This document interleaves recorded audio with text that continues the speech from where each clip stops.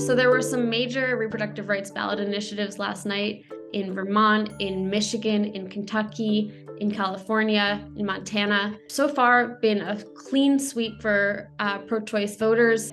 To win these kinds of ballot measures, pro-choice voters had to win not just Democrats, but also self-identified Republicans, voters who may be personally opposed to abortion, and they succeeded. They created a space that could depolarize the issue and build a coalition of voters across states that said, we don't want abortion to be illegal, we don't want a statewide ban, and they have been proving that they can build these kind of coalitions in very different states across the country.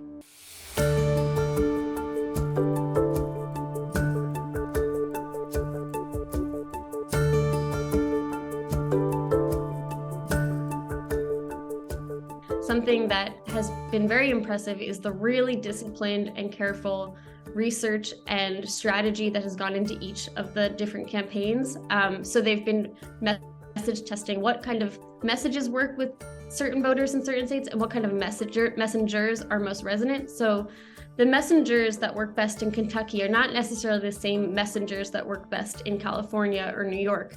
But also this cycle, researchers and advocates started experimenting with messengers they never really used in reproductive rights advertising before. So we saw a lot more experimenting with male messengers like dads or boyfriends or bros or grandfathers or male pastors and men like that, which because since when Roe v. Wade was the law of the land, advocates didn't really have to worry about if your average guy was going to vote for reproductive rights because there was that federal constitutional backstop.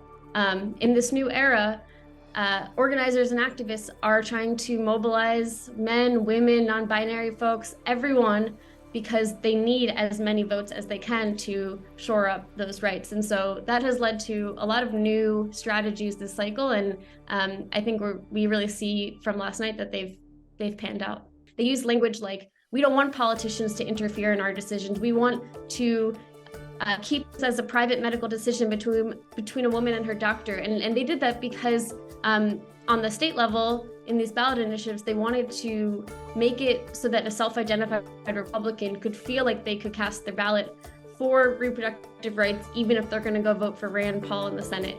And they did that.